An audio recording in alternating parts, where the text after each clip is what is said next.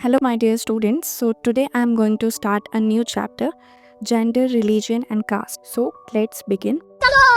इस वाले चैप्टर में हम बेसिकली 3 चीज़ों के बारे में ही पढ़ेंगे, जेंडर, रिलीजन एंड कास्ट। तो सबसे पहले हम जेंडर से स्टार्ट करते हैं। जेंडर आपको पता है 2 जेंडर होते हैं, male female, and third gender की हम यहाँ पे बेसिकली बात नहीं करेंगे क्योंकि हमें बुक में 2 ही के अकॉर्डिंग पढ़ना है, ठीक है।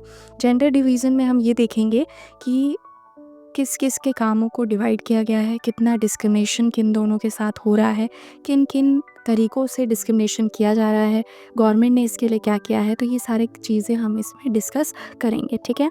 तो यहाँ पे सबसे पहले हम देखते हैं जेंडर डिवीज़न। आपको पता है कि एक फ़ीमेल है, एक मेल है, दोनों का ही काम जो है बांट दिया गया है कि बाहर जो है मेल काम करेंगे और घर में जितना भी हाउस होल्ड वर्क है वो फ़ीमेल काम करेंगी।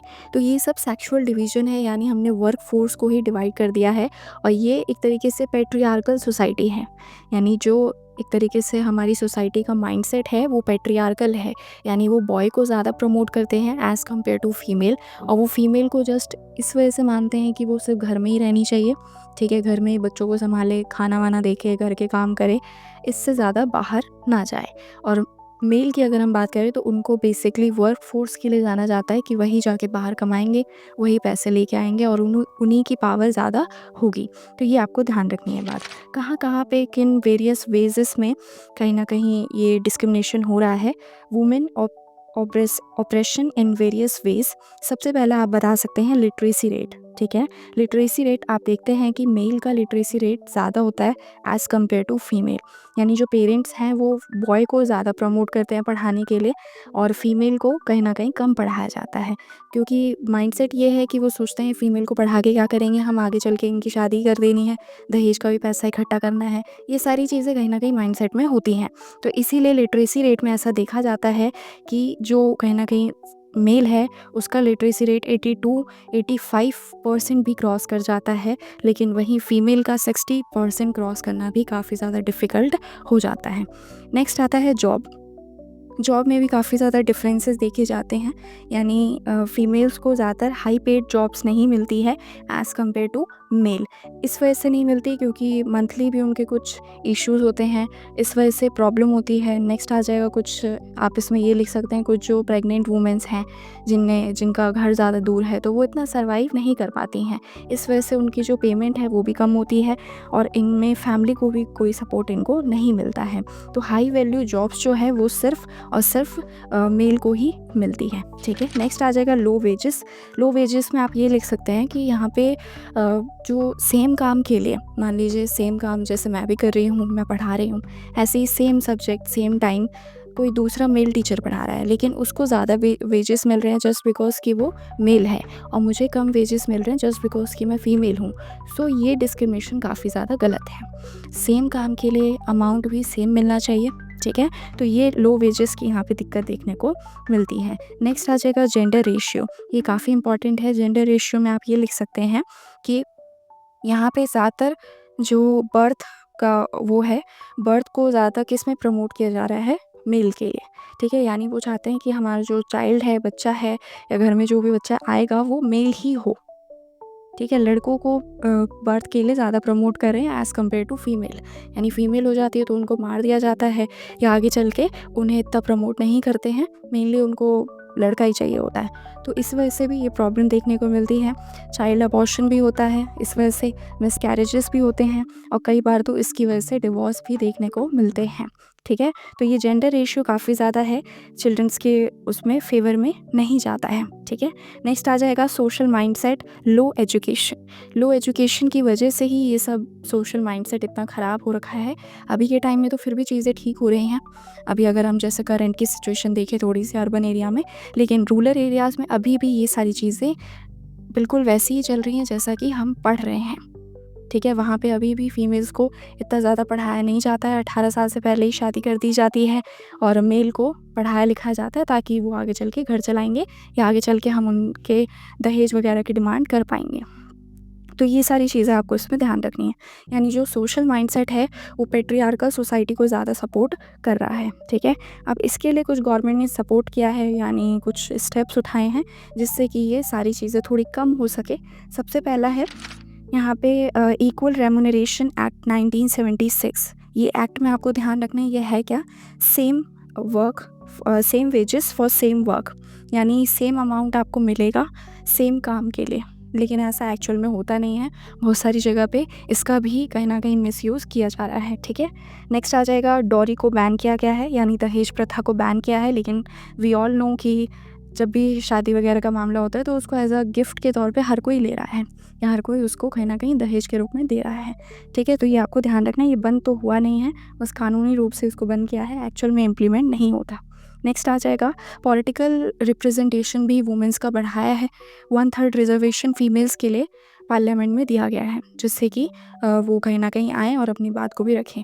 लेकिन आपको ये बात ध्यान रखनी है कि 1/3 रिजर्वेशन भी सीट फुलफ़िल नहीं हो पाती है फीमेल्स की।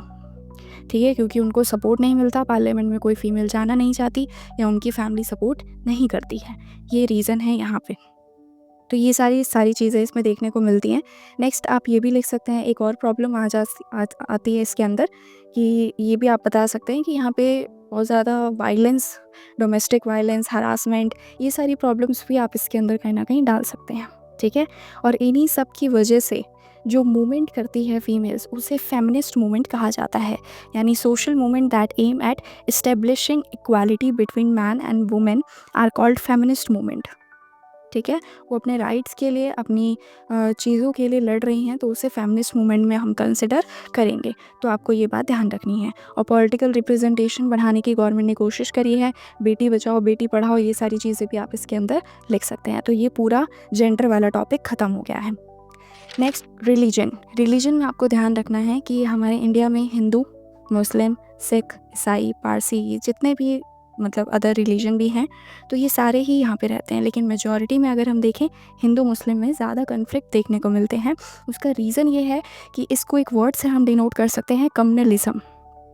ठीक है, कम्युनलिज्म का मतलब होता है, सिंपल भाषा में आप समझिए पहले, कि एक रिलीजन है वो अपने रिलीजन को सुपीरियर मानता है और दूसरे रिलीजन की डिसरिस्पेक्ट करता है, तो इसे कम्युनल रियॉट्स बोला जाएगा। यानी इसी की वजह से कम्युनल दंगे होते हैं। ठीक है, बहुत ज़्यादा प्रॉब्लम देखने को मिलती है दो धर्मों के बीच में, बिटवीन टू रिलीजन, जैसे हिंदू और मुस्लिम में ज़्यादातर लड़ाई देखने को मिलती है। ठीक है, कम्युनलिज्म का आप ये डेफिनेशन भी लिख सकते हैं, extreme and partisan attachment to one's own religion is called communalism. यानी एक रिलीजन का ऑपरेशन बहुत ज़्यादा है। ठीक है, यानी वो अपने आप को काफ़ी डोमिनियन मान रहा है पॉपुलेशन की वजह से, पावर की वजह से, तो ये सारी चीज़ें इसके अंदर देखने को मिलेंगी। इसमें एक और कहीं ना कहीं आग में घी डालने का काम करती है पॉलिटिकल पार्टीज़ एक धर्म को, एक रिलीजन को प्रमोट करते हैं, जिसकी वजह से प्रॉब्लम और ज़्यादा बढ़ जाती है। इसकी वजह से कम्युनल रियॉट्स और ज़्यादा बढ़ते हैं। ठीक है, तो what is communal politics? Problem in the society begins when one religions pitted against the other. ठीक है, the problem became serious when demand of one religion group is formed in opposition to other religion। यानी यहाँ पे अब government भी उनको support करती है, तो इसी वजह से ये प्रॉब्लम देखने को ज़्यादा मिलती है। अब इसके कुछ सॉल्यूशंस हैं गवर्नमेंट करती है। गवर्नमेंट को ये करना चाहिए कि उसको सारे धर्मों को इक्वल ट्रीट करना चाहिए। ऐसा नहीं है कि वो सिर्फ एक ही रिलीजन को प्रमोट करे, that is not fair for anyone. ठीक है, ये दूसरे लोगों के साथ अच्छा नहीं होगा, तो ये आपको ध्यान रखना है। नेक्स्ट, गवर्नमेंट ने एक काम किया है कि इंडिया को एक सेकुलर कंट्री बनाया गया है। सेकुलर कंट्री का मतलब होता है there is no official religion of India, यानी हमारा जो भारत है उसका कोई ऑफिशियल रिलीजन नहीं है। हमारे इंडिया को कोई ऐसे धर्म के नाम से नहीं जाना जाता है। हमारे इंडिया को इंडिया के नाम से ही नॉर्मली कंसिडर करते हैं, कोई धर्म से नहीं जाना जाता, क्योंकि यहाँ पे सारे धर्म के लोग रहते हैं। इसमें कोई हमने ऐसा धर्म से रिलेटेड कुछ नहीं किया है। ठीक है, लेकिन इसका एक एग्जांपल अगर मैं दूँ, जैसे पाकिस्तान की एक इस्लामिक कंट्री है। ठीक है, अरब हो गए और अफ़गानिस्तान हो गए, ईरान हो गया, तो ये सारे सेकुलर कंट्री नहीं है, ये अपने धर्म की वजह से जाने जा रहे हैं।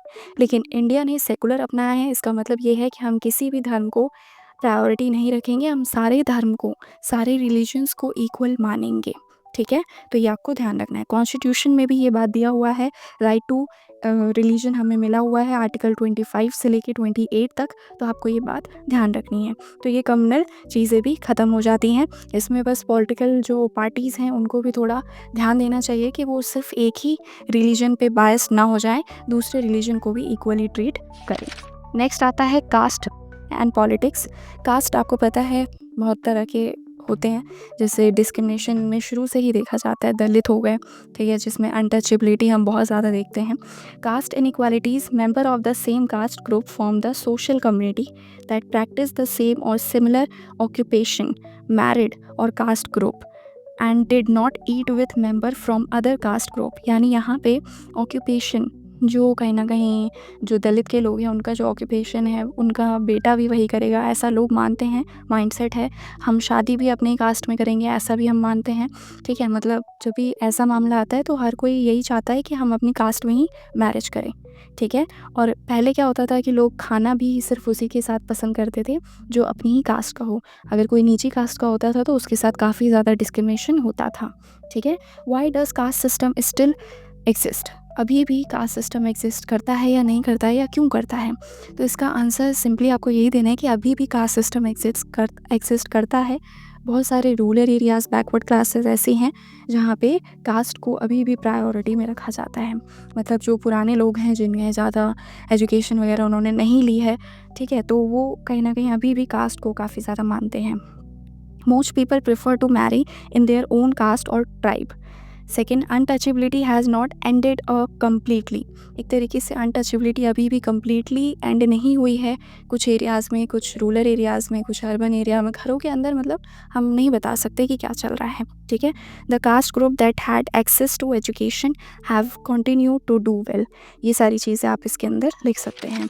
अब पॉलिटिकल पार्टीज़ कैसे कास्ट को कहीं ना कहीं वो करे, हवा दे रही है, इसमें आप ये लिख सकते हैं इलेक्शन के टाइम पे ये कास्ट का यूज़ करते हैं, ठीक है। मतलब लोगों का ये यूज़ कर रहे हैं कास्ट के नाम पे कि हम राजपूत हैं, आप हमें वोट दीजिए। अगर आप हमें वोट देंगे तो हमारी जो डोमिनियंस है वो ज़्यादा बढ़ेगा, दूसरे लोग जो हैं वो ऊपर नहीं आएंगे। तो ये सारी चीज़ें कहीं ना कहीं चलती हैं। When parties choose candidate in election they keep in mind the caste the composition of the constituencies. यानी मोस्ट ऑफ द पीपल यहाँ पे प्रेफर करते हैं कि हम ऐसी सरकार को वोट देंगे जो हमारी ही जाति का हो। तो ये काफ़ी ज़्यादा गलत है।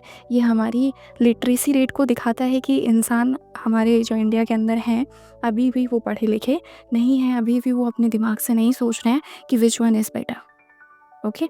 तो ये आपको ध्यान रखना है। Political parties and candidate appealing to the caste sentiments of the people. यानी यहाँ पे पॉलिटिकल पार्टी जो है इसका मिसयूज़ काफ़ी ज़्यादा करती है कि वोट को गेन करने के लिए, पावर में आने के लिए।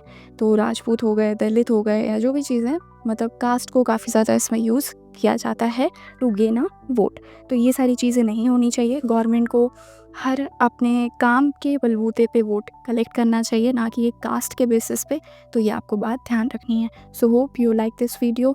सो please like, share, subscribe to our YouTube channel.